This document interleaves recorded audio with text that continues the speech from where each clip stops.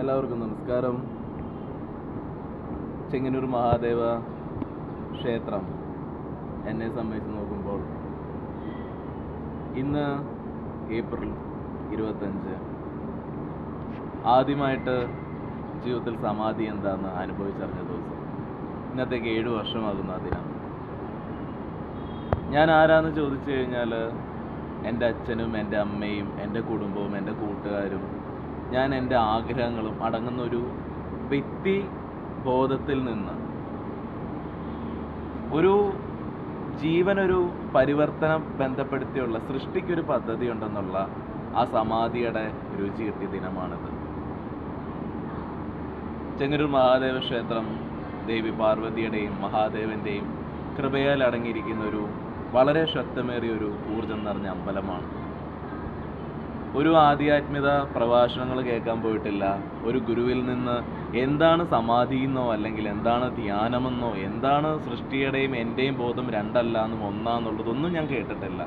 തത്വമസിയൊക്കെ കേട്ടിട്ടുണ്ടെങ്കിൽ പോലും അതൊന്നും അറിയാൻ പോലും താല്പര്യം കാണിക്കാതിരുന്നൊരു പ്രായമാണത്. ആ സമയത്താണ് സൃഷ്ടിക്കും എനിക്കും രണ്ട് മനസ്സില്ല എന്നും ഒരൊറ്റ മനസ്സേ ഉള്ളെന്നും അത് മുഴുവനും ഒരു അനുകമ്പയുടെയും ഒരു പരമാനന്ദത്തിൻ്റെയാന്നുള്ള തിരിച്ചറിവ് നൽകിയ ആ ദിനം സംഭവിച്ചത്. എപ്പോഴും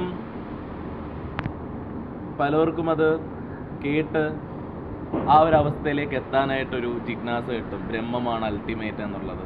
പക്ഷെ ഒന്നും അറിയാതിരുന്ന സമയത്തും ഈ അദ്വൈതവും ഉപനിഷത്തും ശങ്കരാചാര്യരും സിദ്ധന്മാരും ഒക്കെ ഇവിടെ കൂടെ കടന്നുപോയിട്ടുണ്ടെന്നുള്ളത് പോലും ഞാൻ അറിഞ്ഞിട്ടില്ല.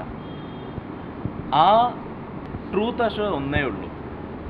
ആദിശങ്കരൻ എഴുതിയ വേദമാവട്ടെ, ഉപനിഷത്താവട്ടെ, ബ്രഹ്മസൂത്രമാവട്ടെ, എന്തോ ആവട്ടെ, രമണ മഹർഷി പറഞ്ഞതാവട്ടെ, ഭോഗര് പറഞ്ഞതാവട്ടെ, സിദ്ധപരമ്പര എല്ലാം പറഞ്ഞതാവട്ടെ, എല്ലാം പറഞ്ഞ അൾട്ടിമേറ്റ് ആയിട്ടുള്ള ബ്രഹ്മത്തെ മാത്രമാണ്, ഒരൊറ്റ സെൽഫേ ഉള്ളെന്നുള്ളത്. അവിടാണ് നമുക്ക് എത്തേണ്ടതെന്നുള്ളത്. അതിനാണ് നമ്മുടെ 7 ചക്രങ്ങളും ഉണർത്തണമെന്ന് പറയുന്നത്. ആ ഒരു സ്റ്റേറ്റ് എനിക്ക് കിട്ടിയതിന് ശേഷമാണ് ഞാൻ അവർ പറയുന്നതെല്ലാം തന്നെ അംഗീകരിച്ചു തുടങ്ങി. എൻ്റെ ആന്തരിക അനുഭവത്തിലൂടെയാണ് ഞാൻ കടന്നുപോയി എനിക്കത് മനസ്സിലാക്കാൻ പറ്റി. ഇന്ന് ഞാൻ പറയുമ്പോഴും വളരെ ആത്മവിശ്വാസത്തോടുകൂടി ഒരു കാര്യം പറയുന്നുണ്ട്. ഇന്ന് ഇവിടെ നിൽക്കുമ്പോഴും ഞാനറിഞ്ഞ സത്യത്തിൻ്റെ ആ സ്പന്ദനം എന്നിലൂടെ ഇപ്പോഴും കടന്നു പോകുന്നുണ്ട്. ഇന്ന് ഞാൻ ക്ഷണിച്ചിട്ട് ആത്മീയപരമായ എന്തെങ്കിലും ഒരു അനുഭവം നിങ്ങൾക്ക് നൽകാമെന്ന് പറഞ്ഞിട്ടുണ്ടെങ്കിൽ ഇത് കൊടുക്കുവാനും ആ കൃപാ സ്പർശത്താൽ സാധിക്കുന്നുമുണ്ട്. ഗുരു കടാശമാണ്, ഗുരുകൃപയാണ്, കേവലം ഗുരുകൃപ മാത്രമാണിത്. ഇന്ന് യോഗീശ്വര ലിംഗസന്നിധി വരുന്നവരെ എല്ലാം തന്നെ അത്ഭുതപ്പെടുത്തുന്നുണ്ട്. വെറുതെ ഇരിക്കുമ്പം തന്നെ ആന്തരിക ഘടന എന്താണെന്നും ആ സമാധിയുടെ എക്സ്പീരിയൻസ് എന്താണെന്നും അനുഭവിപ്പിച്ച് നൽകുന്നൊരു സ്ഥലമാണ്. കേവലം അവിടെ ഒരു മണിക്കൂറുകൾ ഇരുന്നാൽ മതി നമ്മൾ ഉയർന്ന അവസ്ഥയിലേക്ക് പരിവർത്തനത്തിൽ എത്തിച്ചേരാൻ. അത്രയും ഊർജത്താൽ അത് നിർമ്മിക്കാൻ പറ്റി. അതുകൊണ്ട് പറയുന്ന ആത്മീയത ഒരു വാക്കല്ല ഞാൻ പറയുന്നത്, ഒരിക്കലും ഒരു എൻ്റേതായിട്ടുള്ള ഫിലോസഫി അല്ല പറയുന്നത്, ഒരു ഭാവനയല്ല. ഭാവനയ്ക്കുപരി തന്നെ ഇതൊക്കെ യാഥാർത്ഥ്യമാണ്, ഇന്നും നിലവിലുണ്ട്. നിങ്ങൾക്ക് ദീക്ഷ എടുത്താൽ നിങ്ങൾക്ക് അറിയാം നിങ്ങളുടെ ഉള്ളിൽ സംഭവിക്കുന്ന കുണ്ടലിനി ശക്തിയുടെ പരിവർത്തനം, ആ രീതിയിൽ അതിൻ്റെ ഊർജ്ജം എന്താണെന്നുള്ളത് ജീവൻ്റെ പരിവർത്തനത്തിന് അനുഭവിച്ചറിയാൻ പറ്റും. യോഗീശ്വര ലിംഗസന്നിധി ഇന്നും അവൈലബിളാണ്.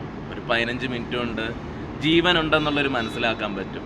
ശരീരത്തിൻ്റെ മനസ്സിൻ്റെ അപ്പുറത്തേക്ക് ഞാനെന്ന് പറയുന്ന ഒരു ജീവനാന്നുള്ള ശിവസ്പന്ദനത്തെ അനുഭവിച്ചറിയാൻ പറ്റുന്ന ഒരു പ്ലേസാണ് യോഗീശ്വര ലിംഗസന്നിധി. ചെങ്ങന്നൂർ മഹാദേവ ക്ഷേത്രം എൻ്റെ മുന്നിലേക്ക് തുറന്നു വെച്ചത് ഒരു ഡിവൈൻ പദ്ധതിയാണ്. അത് നിറവേറ്റി വന്നുകൊണ്ടിരിക്കുന്നു. ഇന്നും ധാരാളം ആൾക്കാർക്ക്, എൻ്റെ മാത്രം ഒരു അനുഭവമല്ലാതെ ധാരാളം ആൾക്കാർക്ക് കൊടുക്കുവാനും പറ്റുന്നു. ഇന്ന് ഏറ്റവും ഉയർന്നൊരു വിജയത്തിൻ്റെ അവസ്ഥയിലാണ് ഞാൻ നിൽക്കുന്നത്. യോഗീശ്വര ലിംഗസന്നിധി പോലെ ഒരു ഉയർന്ന മാനത്തെ ഈ ഭൂമിക്ക് വേണ്ടി നൽകാൻ പറ്റിയതിന് ഏതൊരാൾക്കും ആത്മീയപരമായുള്ള ഉണർവ് സൃഷ്ടിക്കാൻ പറ്റുന്ന ഉയർന്ന സ്ഥലമാണത്. ചെങ്ങന്നൂർ മഹാദേവ ക്ഷേത്രം ഈ അനുഭവം നൽകിയിട്ട് 7 വർഷമായെങ്കിൽ അത് പൂർത്തീകരിക്കാനും പറ്റിയിട്ടുള്ള ഒരു നിമിത്തത്തിലാണ്, ആ ഒരു സ്റ്റേറ്റിലാണ് ഇപ്പം ഞാൻ നിൽക്കുന്നതും. അഭിമാനത്തോട് പറയുകയാണ്, എൻ്റെ മാത്രം ഒരു ആത്മസാക്ഷാത്കാരമോ അല്ലെങ്കിൽ ഒരു അനുഭവമല്ല. നിങ്ങളുടെ മുന്നിലേക്ക് പല രീതിയിലും ദീക്ഷയായിട്ടും ഈവൻ്റായിട്ടും മന്ത്രദീക്ഷയായിട്ടും യോഗീശ്വര ലിംഗസന്നിധിയായിട്ടെല്ലാം ഞാനത് നൽകുന്നുണ്ട്. ഇതാണ് ആധ്യാത്മികതയുടെ സത്യം. ഇതൊരു കഥയല്ല, ഇത് യാഥാർത്ഥ്യതയാണ്. നമസ്കാരം.